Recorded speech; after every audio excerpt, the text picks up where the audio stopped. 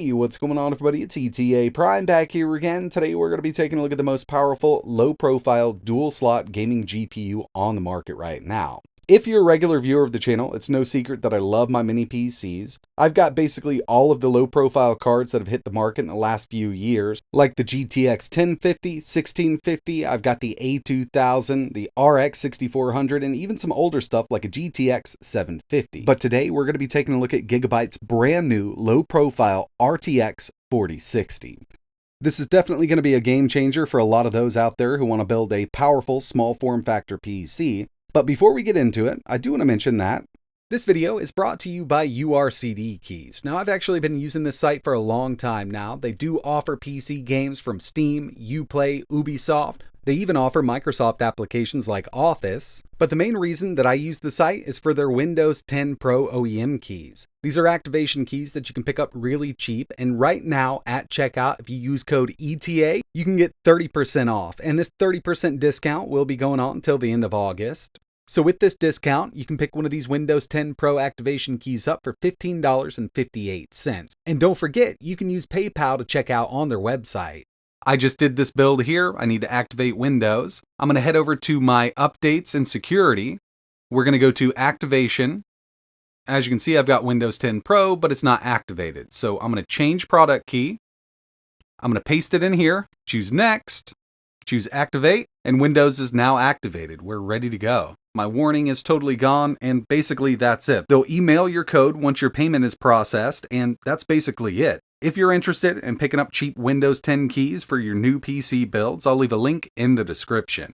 When Gigabyte initially announced that they were going to be releasing a low-profile RTX 4060, I knew I had to get my hands on it for a few small form factor builds, and as you can see, this does have a triple fan design. We also get 8 gigabytes of VRAM with this unit, and it's not a dumbed down RTX 4060. I mean, we can get full power out of this. It's got a maximum TDP of 115 watts, just like the others on the market. And of course, it is a dual slot low profile card, but it is coming in a tad longer than the GTX 1650s right now that we've seen on the market, more specifically this MSI low profile version. And yes, it does come with a low profile bracket in the box, very easy to install. And in the next few days, if you keep an eye on the channel, I will have a full build coming up with the RTX 4060 in a super small form factor unit. We're going to go with a pretty powerful CPU paired up with this to see what we can do. But in this testing video, I'm going to be leaving the full-size bracket on because this is going to go in a pretty powerful machine. I don't want any kind of CPU or memory bottleneck with this. I want to see exactly what we can do with this RTX 4060. But if you're really interested in a small form factor build with this, definitely keep an eye on the channel. It's coming very soon.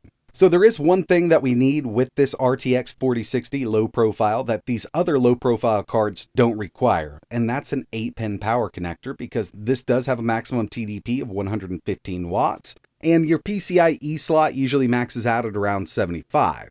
So even though it is a low profile card, you're still going to need that 8-pin power connector to get this thing up and running. Hopefully, next generation, we will see one of these putting out similar or better performance that does not require a power connector. But right now with the RTX 4060, needs a little extra juice.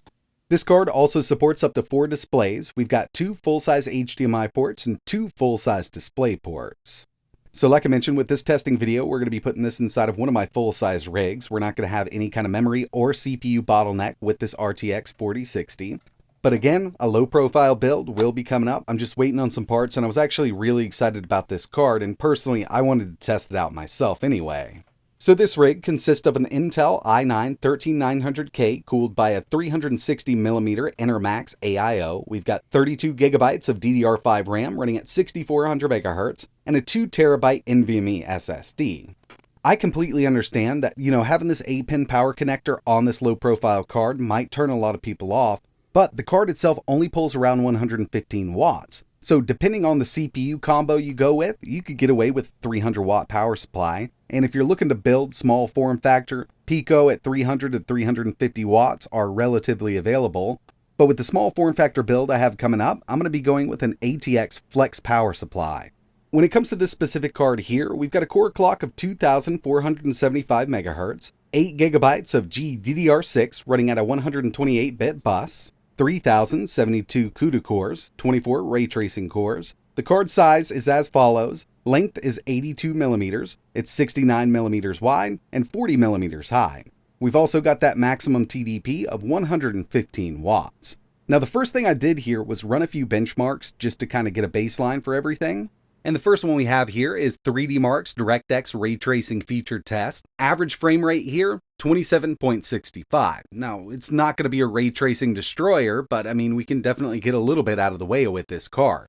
Next up, we've got 3D Mark Firestrike. Total score with this setup, 27,551, and our graphics score is sitting right there at 28,760. I also ran Time Spy.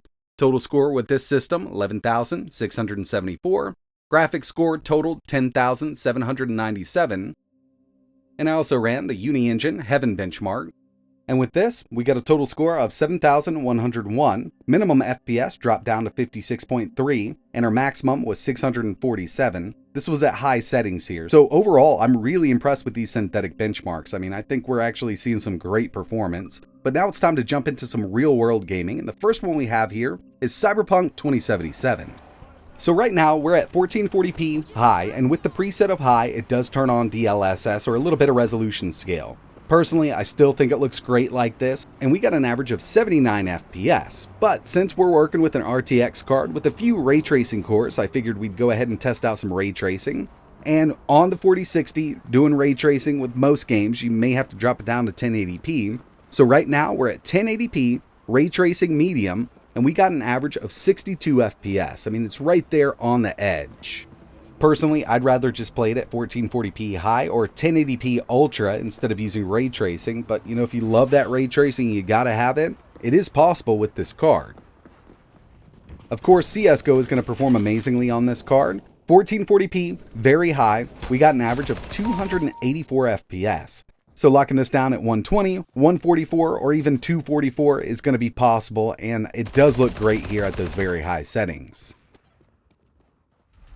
Doom Eternal, 1440p, ultra settings, we got an average of 168 FPS. In fact, this will do 4K ultra, and you can get an average of around 110 FPS. And you know, if you just wanted to up the graphics a bit at 1440p, we've also got Nightmare mode. It's going to equal about the same as 4K ultra would at 1440p. I knew this game was going to work out really well on this RTX 4060. And another one that performs absolutely amazingly is Forza Horizon 5.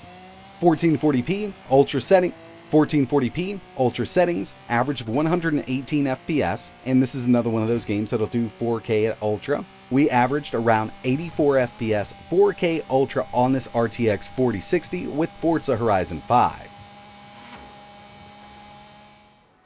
Spider-Man Miles Morales, very hit or miss game in all of my testing. I'm not sure if it comes down to shader cache or just GPU drivers, but this is one of those games that does work really well on the 4060. 1440p, very high, and with all of the stuff we've seen so far, we haven't been using any kind of resolution scale except for the auto resolution scale in Cyberpunk 2077. So we're working with a native 1440p resolution, 90 FPS on average. Elden Ring is another one that performs really great on this system. Maxed out at 1440p, we can get a locked 60 FPS with this game, even with a ton of particle effects on screen and characters. So yeah, I'd say so far we've been doing a pretty good job at 1440p, but there was one other game I wanted to test here, and that's The Last of Us Part 1. So with this, I did have to drop it down to 1080p because I'm not using any kind of resolution scale. So we're not doing any kind of DLSS or anything like that. High settings, we averaged 72 FPS. Now that's really an outdoor average. Indoors, you can average much higher. But this is one of those games that will require DLSS if you're looking to get a higher resolution than 1080 on the RTX 4060. Personally, I don't mind playing this at 1080. I think it still looks great. So far, really impressed with the Gigabyte low-profile RTX 4060, and from all of my testing, this is actually the most powerful low-profile dual-slot gaming card on the market right now. There are some A-series professional cards from NVIDIA that may outperform this, and you're going to spend around $1,000 at the least to get something to match or exceed the performance of this, when Gigabyte has actually got this listed for $329. And of course, it's still a bit expensive for a low-profile card, but you know, if you're into these small form factor PCs, then you know that going small does cost you a little more. But that's going to wrap it up for this video. Really appreciate you watching. This is something that I can definitely recommend if you're looking for a low-profile gaming card that outperforms all the rest right now. And definitely keep an eye on the channel because I've got a small form factor build coming up that will utilize this card. And if you're into these micro PCs, you'll probably enjoy the one I have coming up. So it'd be pretty cool if you could hit that like button or think about hitting the subscribe button so you know exactly when I post the next one. But like always, thanks for watching.